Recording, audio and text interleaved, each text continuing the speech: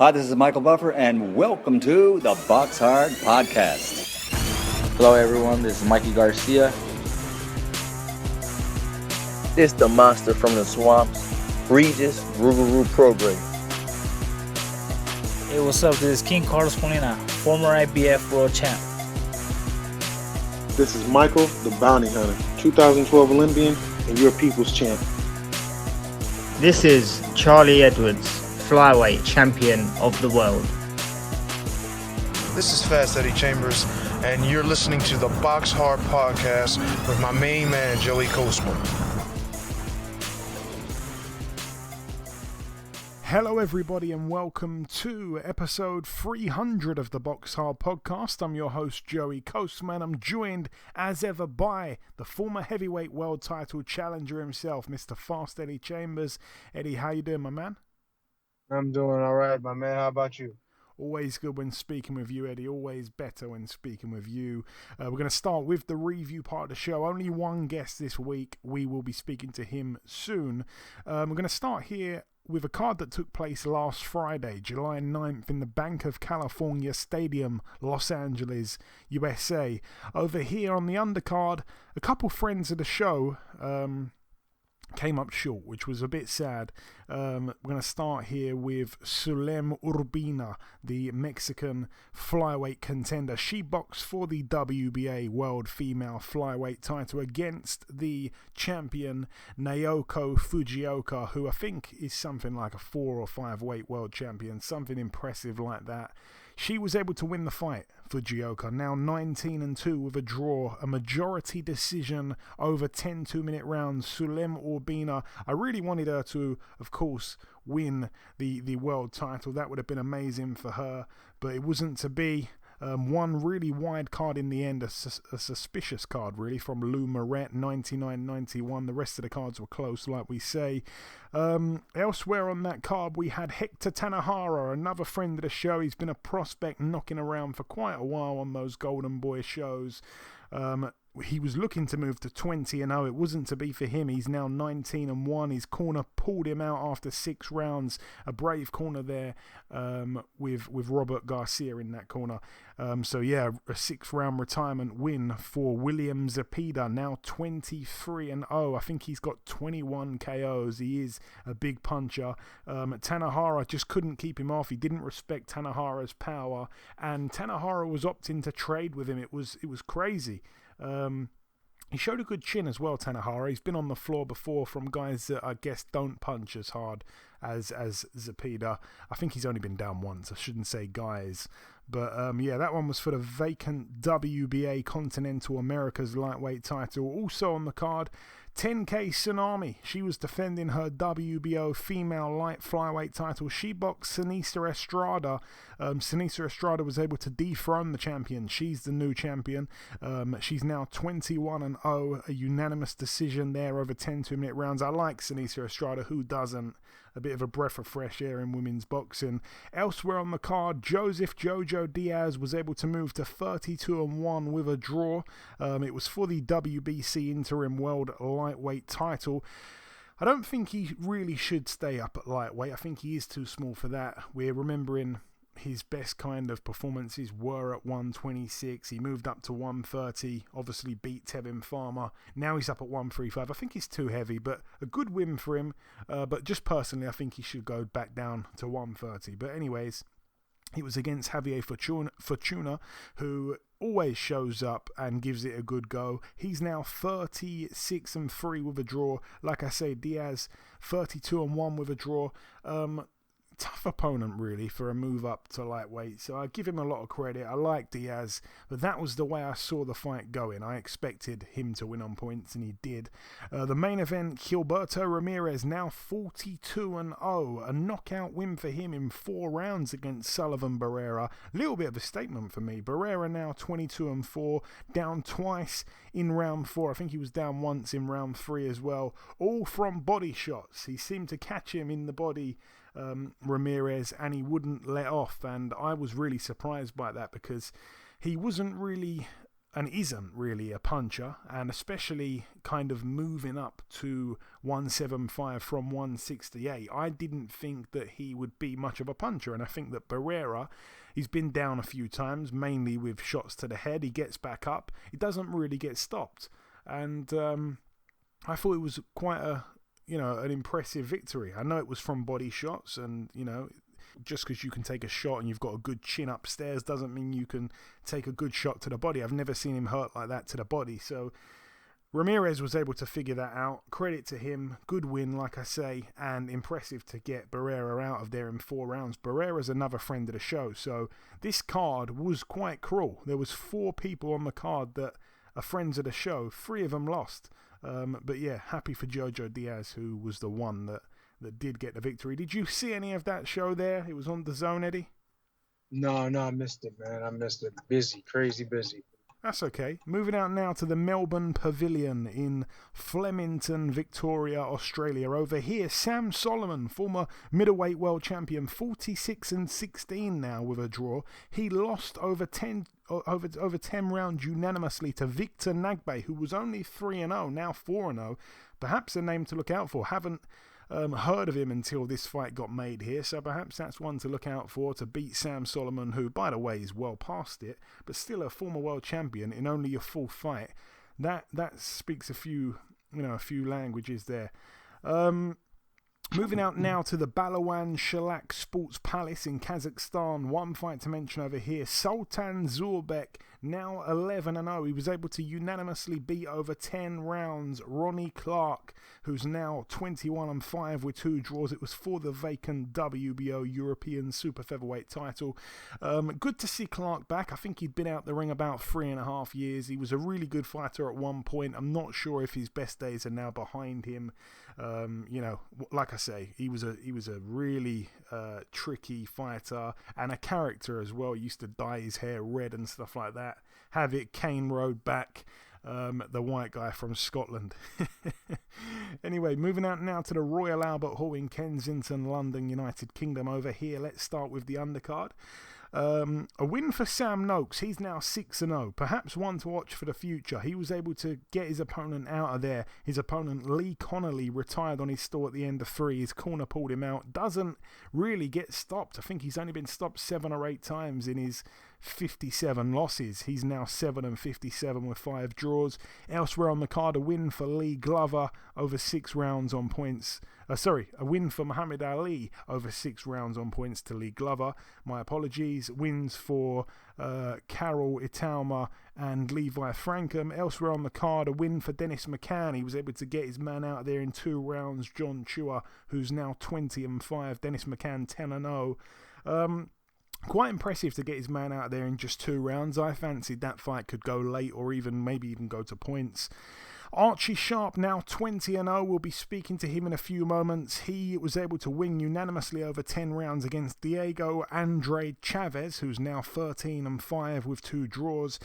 It was for the vacant WBO Global Super-Featherweight title. Archie Sharp suffered quite a bad cut. I think he suffered 2 pretty bad cuts, and he is ranked number 2 in the world with the WBO. Perhaps he'll move up to number 1 after that win there. We shall see. He wants the winner of Shakur Stevenson, Jamel Herring. Elsewhere on the card, Lyndon Arthur, the main event, now 19-0. Sorry, he wasn't the main event. Archie Sharp was the main event, wasn't he? But Lyndon Arthur, 19-0. David Ferracci in the other corner posed a few threats, to be honest with you, the Italian fighter. He was TKO'd in round 9. He's lost his he's 15-1. But Lyndon Arthur had to do some thinking in there. He seemed to be in control early on. Then the mid-rounds, I'm not sure what happened. He seemed to get quite tired, Lyndon Arthur.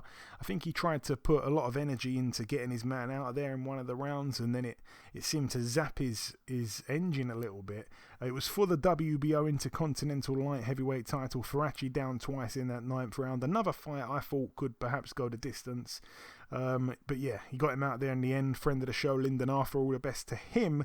And also the man that we spoke to on last week's show, Zach Parker, now 21-0. I cannot believe it, but he stole the show for sure. A first-round knockout against Sherzod Kuzanov, the former two-time Olympian, now 22-3 with a draw. He'd never been stopped. He'd upset a few prospects along the way, and Zach Parker takes him out in a round. I tell you what, he is a special fighter, and I'm so happy he's now with Frank Warren. He's now got a big-time promoter behind him. He's been a guy boxing on shows here, there, and everywhere. He's a guy that just gets thrown on these cards, wherever he's needed. He'll go anywhere, and he hasn't had it easy. And like I say, WBO #1 at super middleweight. He's in line to fight Canelo. I'm not sure if that fight's going to end up happening. He doesn't have a massive name, but I tell you what, he gives so many fighters trouble. I want to see him stepped up. I tell you what, I think he wants to step up too.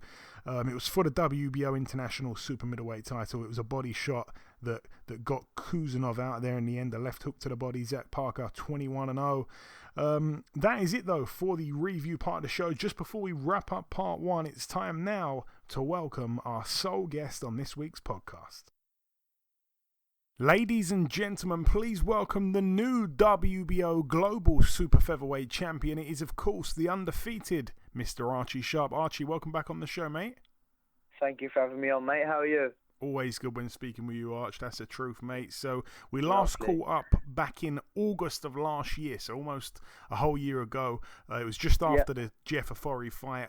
It's been a rough 12 months for you since then. Just tell the listeners about some of those struggles that they may not have heard about. Obviously, the big injury that you suffered and so on. Yeah, so obviously I was in camp at the beginning of the year, ready to go out on the Frampton card, and Jamel when it was first due to be scheduled. Was it February? Am I right? February? Early this year, wasn't it? I'm useless.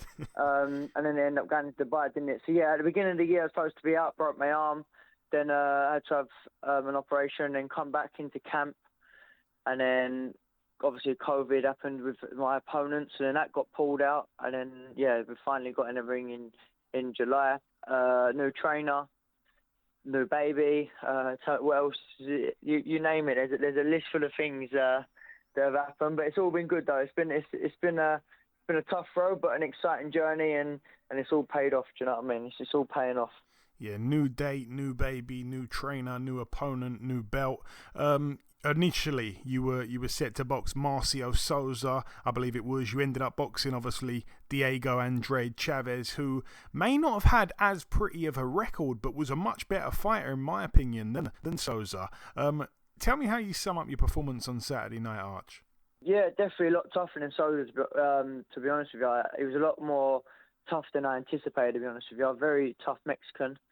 I say strong in, not so much in probably punch power, wasn't like a concussive puncher, but just one of them typical strong Mexican styles, and obviously fit, very durable, and like I say, just another word, but tough, and it was good. It was nice to be back, and I hope everyone enjoyed the night, and obviously it was nice to be back winning clearly. You're not having them. Obviously back in August, it was a bit of a sketchy.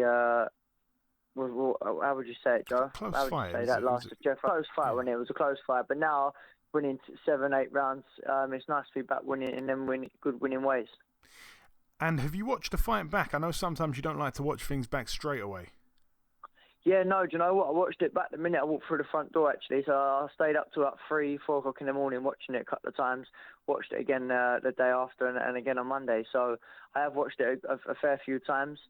But yeah, with everything that's gone on, overall it was a good performance. Do you know what I mean? Like, with everything that's happened, first fight with my new team, obviously getting a bad clash of head cuts in the 8th round, and I think we dealt with everything pretty well.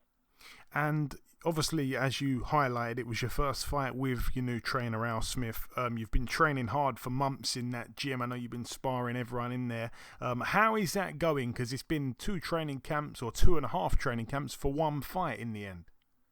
Yeah, so it's been going really well. My fitness levels were the fittest I've ever been in any fight. Do you know what I mean? The energy levels I had there were through the roof, so that wasn't ever a question. My timing, I'd probably say, if I'm honest, was a little bit out. I think being a year out and having the injuries and whatever else, I think that it's fair to say that my timing wasn't as where it always was.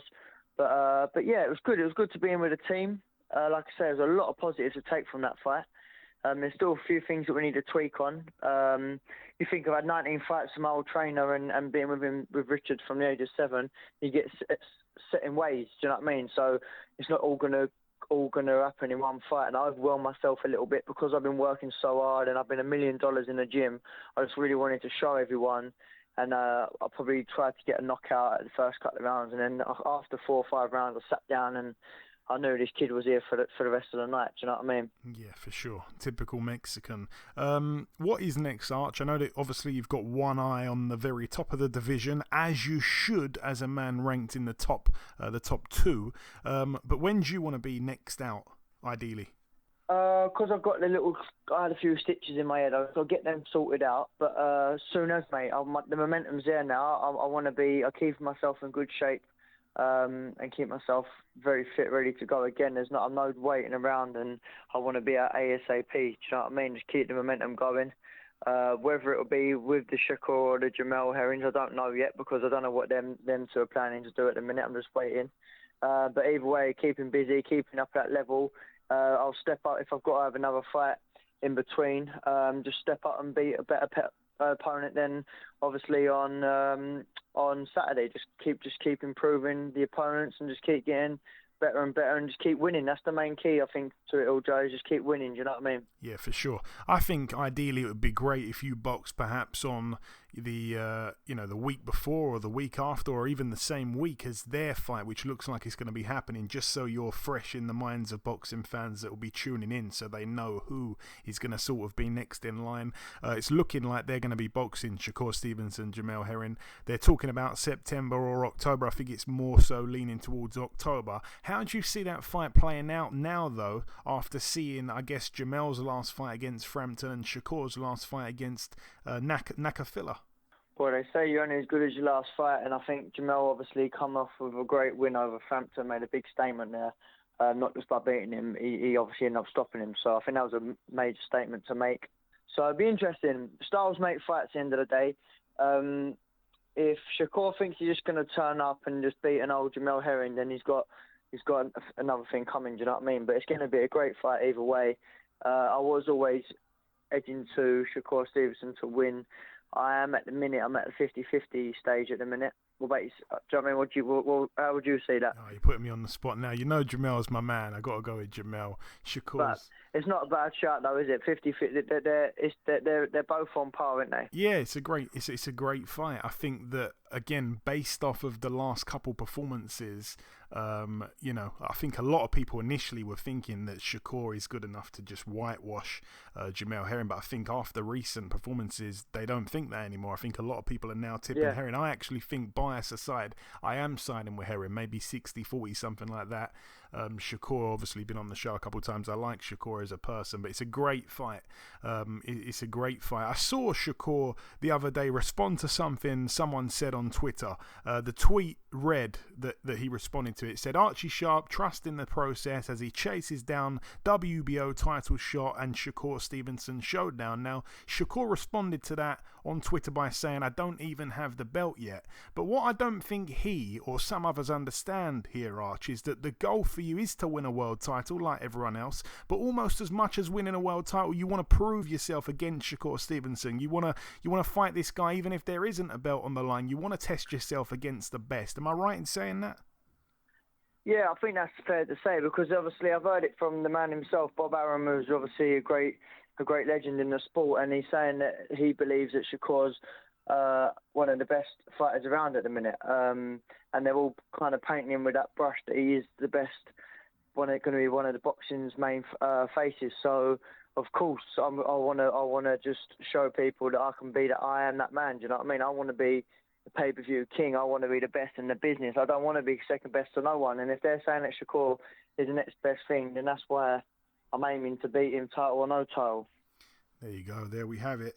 And just finally, Archie, before we wrap it up, if you've got any closing words, perhaps to the listeners, perhaps to any sponsors, perhaps to Jamel Herring or Shakur Stevenson, do whatever you like. The floor is yours. Yeah, just to say that thanks to everyone who's tuning in, supporting, all the critics, whoever you are, thank you very much, because I much appreciate it. And just stay tuned, because the best of Archie Sharp is still yet to come.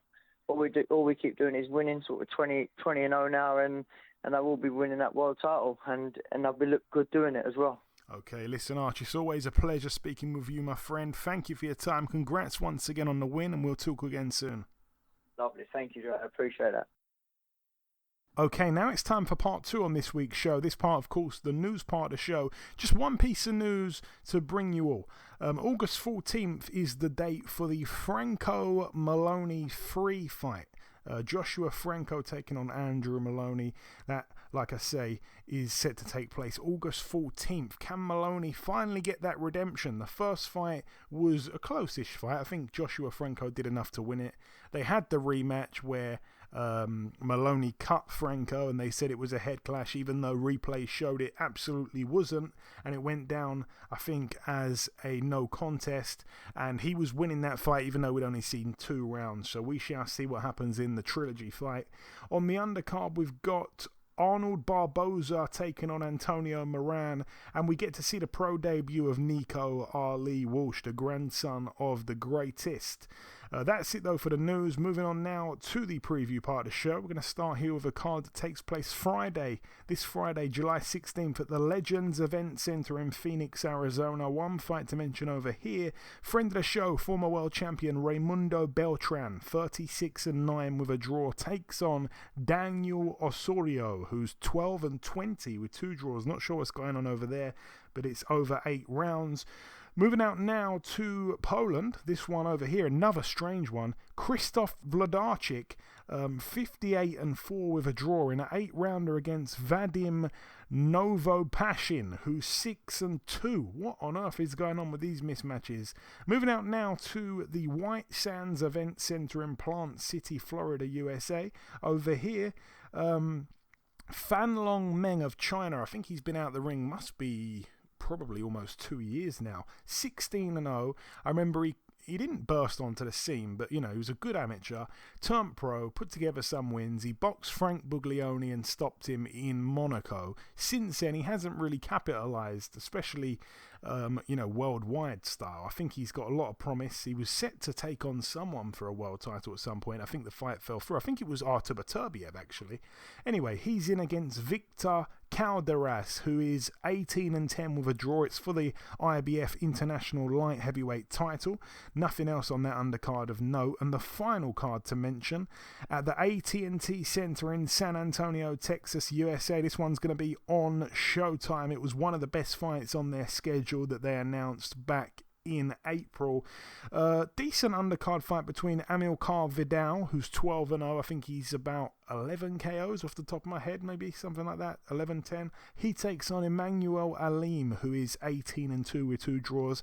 There's also a decent fight between Bakram Mutazaliev, who is 18-0. Mutazaliev, 18-0. I think he has about 12 or 13 or 14 knockouts. He gets in against Kieri Gray, who's 16-5. That is over 8 rounds there. But the main event is what we're tuned in for the WBC, WBA, IBF, and WBO World Super Welterweight titles. I wasn't aware that this was an undisputed fight. It can't be an undisputed fight. Hang on, just a second.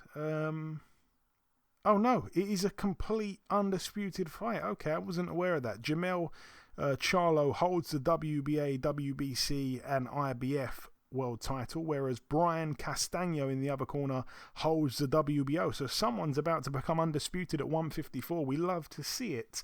Jamel Charlo, 34-1, takes on Brian Carlos Castagno, 17-0 with a draw. I'm going to tell you, Eddie, this is going to be a fantastic fight. Believe you me, I think it goes to points. I think Jamel Charlo might snatch it on points. It might even be a bit of a kind of hometown decision, because I'm telling you, this guy is a really good fighter, Castaño, the Argentinian fighter. He's got that one draw, which was to Erislandy Lara back in 2019. A lot of people felt he deserved to win that fight. He's coming off a win, of course, earlier this year to Patrick Teixeira, the Brazilian. He was able to beat him, and that was where he became world champion. But this guy is a guy with deep pedigree, man. You look at his amateur career, he was able to beat the likes of Sergei Derevianchenko in the amateurs. He was able to beat Errol Spence in the amateurs. This guy is a real problem, and it's going to be one of the toughest fights, I think, that can be made in that division for Jamel Charlo. But either way, we're going to see one proper champion at 154, which is a hot division. Yeah, I'm looking forward to anytime you get a guy, a fight that is for all the marbles, so to speak, and to be the undisputed best, man, it's always a good time. It's always a good situation. You get one champion, which, back in the olden days, that was pretty common. Nowadays, people are protecting their pockets. They're protecting their image. A lot of times they don't want to fight certain guys because it's a bad matchup. And, back in the day, they didn't have that luxury. So now it's nice to see that there's guys actually stepping up to the plate and willing to put it all on the line and possibly lose. You know what I mean? That's what it's about. That's what the sport is about, to see who the very best is. And sometimes on that night, it's not the guy that you may think. You know what I mean? So it's always nice to see these types of things. Leave it up in the air, kind of like see what happens. I mean, most likely, from just watching Charlo, is I'm thinking he's probably going to be on the favorite, but you never know. That's why they fight. You don't fight on paper. You fight in the ring. So looking forward to it. Yeah, it is. It's close. I think he's the slight favourite, Jamel Charlo. He's coming off some decent form, 3 knockout wins in a row. Ever since losing to Tony Harrison, but like we say, he come back and knocked him out. That's what you do. But no, he's in fine form as well. It's a great fight. Both guys 31 years of age. Brian Castaño, though, the pedigree is so deep. Jamel Charlo cannot afford to overlook this guy. Castaño, I think, boasts an amateur record of 181-5. So this guy is no joke. But anyway, that's it for the preview part of the show. I cannot wait for that fight there. I really cannot wait for it. But that's it for the preview part. Just before we wrap up this show, it's been kind of bite-sized this week. A few personal issues have kept everything quite restricted, quite brief. There's a lot of other things I've got to get on with in my personal life. So I thank everyone for listening once again. But just before we wrap up part 2 here, the final thing for me to do is to come in with the outro, which I'll do in just a few seconds. Okay, and this wraps up episode 300 of the BoxHard Podcast. I've been your host, Joey Coastman. Eddie Chambers has been with me for the duration of the show. A massive thank you to our sole guest on this week's podcast, the undefeated Super-Featherweight world contender, Mr. Archie Sharp. There has been one piece of news break whilst we've been recording the show. The rematch between Josh Warrington and Maurizio Lara is on. It's set for September 4th in Leeds. On the undercard, we get to see Katie Taylor defend her undisputed titles against the former featherweight who has only had one fight in 3.5 years, Jennifer Han. Also, Maxie Hughes steps up against the man that just knocked out James Tennyson, that man being Giovanni Straffon. But that's about everything from myself. Enjoy your weekends, people. Stay safe, and we shall see you all again next week.